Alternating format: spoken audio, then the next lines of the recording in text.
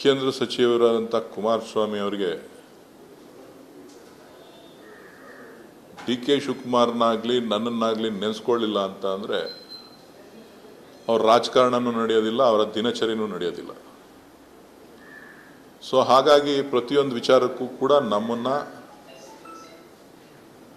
ಎಳ್ಕೊಂಡು ಬರುವಂಥ ಪ್ರಯತ್ನಗಳನ್ನು ಅವರು ಮಾಡ್ತಾ ಇದ್ದಾರೆ.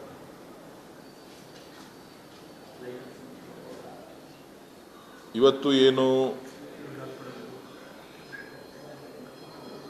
ಚನ್ನಪಟ್ಟಣವನ್ನು ತ್ಯಜಿಸಿ ಅವರು ಮಂಡ್ಯ ಲೋಕಸಭಾ ಕ್ಷೇತ್ರದಿಂದ ಗೆದ್ದೋಗಿದ್ದಾರೆ.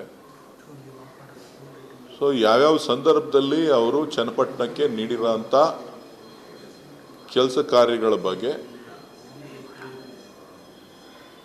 ಅವರು ಮಾಡಿದಂಥ ಕಾರ್ಯಕ್ರಮಗಳ ಬಗ್ಗೆ, ಅವರು ಭೇಟಿ ಕೊಟ್ಟು ನಡೆಸಿದಂಥ ಸಭೆಗಳ ಬಗ್ಗೆ ಎಲ್ಲ ಕೂಡ ಮಾಧ್ಯಮಗಳಲ್ಲಿ ದಾಖಲೆ ಇದೆ. ತಾವೇ ಚನ್ನಪಟ್ಟಣಕ್ಕೆ ಎಷ್ಟು ಬಾರಿ ಭೇಟಿ ಮಾಡಿದ್ರು, ಏನೇನು ಕೆಲಸ ಮಾಡಿದ್ರು ಎಲ್ಲವೂ ಕೂಡ ನಿಮ್ಮ ಹತ್ರನೇ ಇದೆ. ನೀವೇ ಅದನ್ನು ಪರಿಶೀಲನೆ ಮಾಡಿ ಯಾವುದು ಸರಿ ಯಾವುದು ತಪ್ಪು ಅಂಥೇಳಿ ನೀವೇ ವ್ಯಾಖ್ಯಾನ ಮಾಡಬೇಕು ಅಂಥೇಳಿ ನಾನು ತಮ್ಮಲ್ಲಿ ಮನವಿ ಮಾಡ್ತೇನೆ.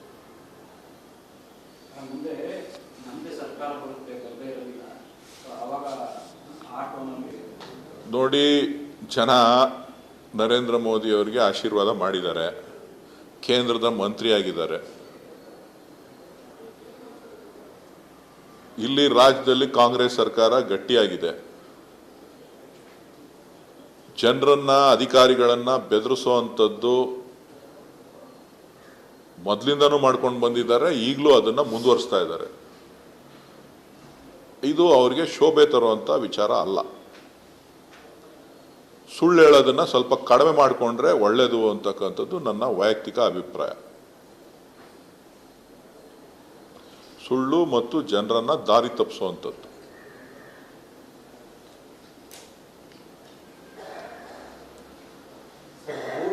ಡಿಸಿಎಂ ವಿಚಾರ ಮತ್ತೆ ಮತ್ತೆ ಪ್ರಸ್ತಾಪ ಮಾಡ್ತಾ ಇದ್ದಾರೆ ಸರ್. ರಾಜಣ್ಣ ವಿಶೇಷವಾಗಿ ಮೈನಾರಿಟಿ, ಮುಸ್ಲಿಂ ಒಂದು, ಲಿಂಗಾಯತ್ ಒಂದು, ದಲಿತ ಒಂದು ಇದ್ರೆ ಕೊಡಬೇಕು. ಕಾಂಗ್ರೆಸ್ನ ಯಾವ ನಾಯಕರ ಮಟ್ಟದಲ್ಲೂ ಆಗದ ಚರ್ಚೆ ಯಾಕೆ ಅವರು ಪದೇ ಪದೇ ಪ್ರಸ್ತಾಪಿಸ್ತಾ ಇದ್ದಾರೆ ಡಿಸಿಎಂ ಹುದ್ದೆ ವಿಚಾರ?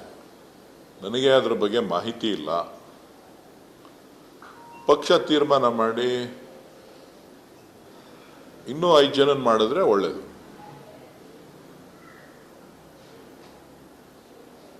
ಡಿ ಕೆ ಶಿವಕುಮಾರ್ ಅವರು ದೆಹಲಿಯಲ್ಲಿ ಮಾತಾಡುವಾಗ ಸಿಎಂ ಡಿಸಿಎಂ ಅದು ನನಗೆ ಮಾಹಿತಿ ಇಲ್ಲ. ಡಿ ಕೆ ಶಿವಕುಮಾರ್ ಅವ್ರ ವಿಚಾರ ಅಲ್ಲ. ಇಲ್ಲಿ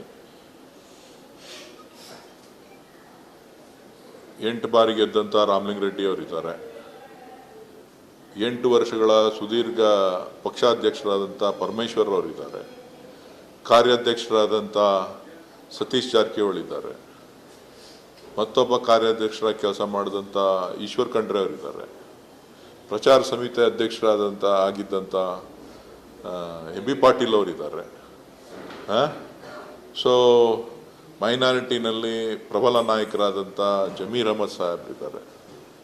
ಸೊ ಇನ್ನೂ ಯಾರು ಇದ್ದರು ಒಕ್ಕಲಿಗ ಸಮುದಾಯದಲ್ಲಿ ಹಿರಿಯ ನಾಯಕರಾಗಿ ಕುಮಾರಸ್ವಾಮಿ ಇವರು, ನಮ್ಮ ಕೃಷ್ಣ ಬೈರೇಗೌಡರಿದ್ದಾರೆ. ಮಂಡ್ಯದಿಂದ ಚಲುರಾಯ ಸ್ವಾಮಿ ಅವರಿದ್ದಾರೆ. ಸೊ ಎಲ್ರಿಗೂ ಮಾಡ್ಬೋದು, ಏನು ತೊಂದರೆ ಇಲ್ಲ. ದಿನೇಶ್ ಗುಂಡೂರಾವ್ ಅವರು ಪಕ್ಷದ ಅಧ್ಯಕ್ಷರಾಗಿ ಸೇವೆ ಸಲ್ಲಿಸಿದಂಥವ್ರು, ಬ್ರಾಹ್ಮಣ ಸಮುದಾಯಕ್ಕೆ ಸೇರಿದಂಥವ್ರು ಅವರಿದ್ದಾರೆ. 8 ಬಾರಿ ಗೆದ್ದಿರ್ತಕ್ಕಂಥ ದೇಶಪಾಂಡೆ ಸಾಹೇಬ್ರಿದ್ದಾರೆ. ಅವರು ಮಾಡ್ಬೋದು, ಇವರೆಲ್ಲರೂ ಮಾಡ್ಬೋದು. ಅಲ್ಲ, ಎಲ್ಲ ಸಮುದಾಯಕ್ಕೂ ಕೊಡಬೇಕಲ್ಲ. ನ್ಯಾಯ, ಸಾಮಾಜಿಕ ನ್ಯಾಯ ಮತ್ತು ಪಕ್ಷ ಬಲವರ್ಧನೆ. ನನಗೆ ಗೊತ್ತಿಲ್ಲ. ಎಲ್ಲ ಸಮುದಾಯದವರು ಅರ್ಹತೆ ಇದೆ, ಅದನ್ನ ಪಕ್ಷದ ವರಿಷ್ಠರು ತೀರ್ಮಾನ ಮಾಡ್ತಾರೆ.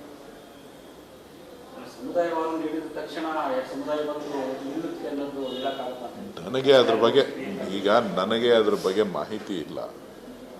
ಆಮೇಲೆ ಲೆಫ್ಟಲ್ಲಿ ನಮ್ಮ KH ಮುನಿಯಪ್ಪನವರಿದ್ದಾರೆ, ಹಿರಿಯ ನಾಯಕರು.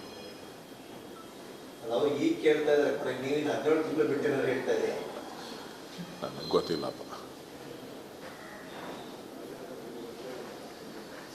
ಪದೇ ಪದೇ ಚನ್ನಪಟ್ಟಣಕ್ಕೆ ಹೋಗ್ತಾ ಇದ್ದಾರೆ.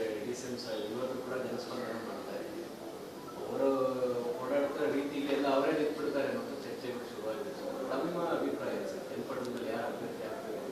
ಚನ್ನಪಟ್ಟಣದ ಜನ ಯಾರನ್ನ ಬಯಸ್ತಾರೆ ಅವ್ರ ಅಭ್ಯರ್ಥಿ ಆಗ್ತಾರೆ. ಸದ್ಯಕ್ಕೆ ಇದು ರಾಮನಗರ ಜಿಲ್ಲೆ ನಮ್ಮ ಸ್ವಂತ ಜಿಲ್ಲೆ. ಪಕ್ಷದ ಅಧ್ಯಕ್ಷರಾಗಿ ಉಪಮುಖ್ಯಮಂತ್ರಿಗಳಾಗಿ ಅವ್ರ ಮೇಲೆ ಜವಾಬ್ದಾರಿ ಇದೆ. ಸೊ ಉಪಚುನಾವಣೆ ಬರೋದ್ರಿಂದ, ಜೊತೆಗೆ ಆ ಕ್ಷೇತ್ರದಲ್ಲಿ ಯಾರು ಶಾಸಕರು ಇಲ್ಲದೆ ಇರೋದ್ರಿಂದ ಅಲ್ಲಿಯ ಕಾರ್ಯಕರ್ತರು ಸಾಮಾನ್ಯ ಜನ ಸಾಕಷ್ಟು ಅಹವಾಲುಗಳನ್ನು ಕೊಡ್ತಾ ಇದ್ದಾರೆ. ನಮಗೆ ಈ ಕೆಲಸ ಆಗಬೇಕು, ನಮ್ಗೆ ಆ ಕೆಲಸ ಆಗಬೇಕು ಅಂತೇಳಿ ಬೇಡಿಕೆಯನ್ನು ಇಡ್ತಾ ಇದ್ದಾರೆ. ಹಾಗಾಗಿ ಸ್ವತಃ ಉಪಮುಖ್ಯಮಂತ್ರಿಗಳೇ ಭೇಟಿಯನ್ನು ಕೊಡ್ತಾ ಇದ್ದಾರೆ.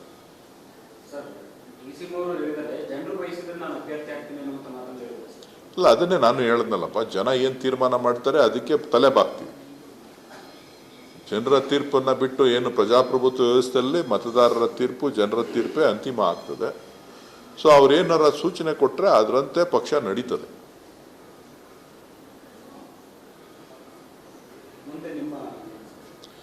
ಒಬ್ಬ ಸಾಮಾನ್ಯ ಕಾರ್ಯಕರ್ತನಾಗಿ, ಸಾಮಾನ್ಯ ಪ್ರಜೆಯಾಗಿ ಈ ರಾಜ್ಯದ ಹಿತವನ್ನು ಕಾಪಾಡೋ ನಿಟ್ಟಿನಲ್ಲಿ, ಕ್ಷೇತ್ರದ ಜನರ ಕಷ್ಟ ಸುಖಗಳನ್ನು ಗಮನಿಸೋ ವಿಚಾರದಲ್ಲಿ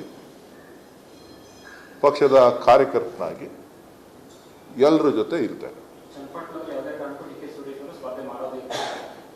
ನನ್ನನ್ನು ಜನ ತಿರಸ್ಕಾರ ಮಾಡಿದ್ದಾರೆ. ಮತ್ತೆ ಮತ್ತೆ ಇನ್ನು ಸೋತು ಇನ್ನೂ 1 ತಿಂಗಳು ಆಗಲಿಲ್ಲ, ಆಗಲೇ ಇನ್ನೊಂದು ಚುನಾವಣೆಗೆ ಅಂತಂದರೆ ಜನ ನಗ್ತಾರೆ.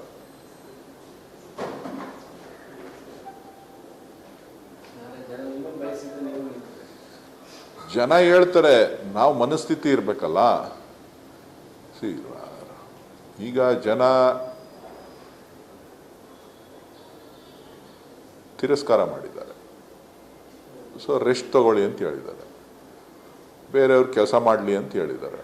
ಬೇರೆಯವ್ರ ಕೆಲಸ ಮಾಡಲಿ, ನಾವು ಅವರಿಗೆ ಸಹಕಾರ ಕೊಡೋಣ.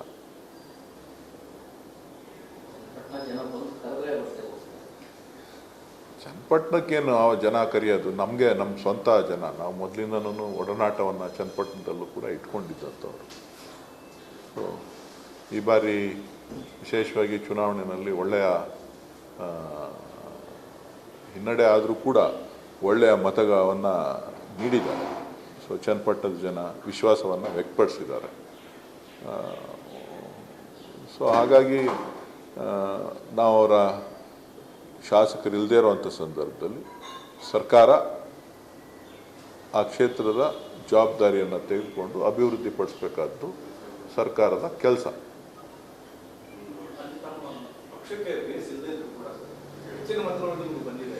ಬೇಸ್ ಇಲ್ಲ ಅಂತಲ್ಲ, ಚನ್ನಪಟ್ಟಣದಲ್ಲಿ ಮೊದಲಿಂದನೂ ಕೂಡ ಕಾಂಗ್ರೆಸ್ ಬಲಿಷ್ಠವಾಗಿದೆ. ನಾಯಕತ್ವ ಇರಲಿಲ್ಲ. ನಮ್ಮ ಪಕ್ಷಕ್ಕೆ ಬರೋದು ಹೋಗೋದು ಪಕ್ಷಾಂತರ ಏನು ನಡೀತಾ ಇದೆ, ಅಧಿಕಾರದ ಆಸೆಗೋಸ್ಕರ ಪಕ್ಷಾಂತರಗಳು ನಡೀತಾ ಇದೆ. ಅದರಿಂದ ನಮ್ಮ ಪಕ್ಷಕ್ಕೆ ಹಿನ್ನಡೆ ಆಗಿತ್ತೆ ಹೊರತು ಬೇರೆ ಏನೂ ಇಲ್ಲ.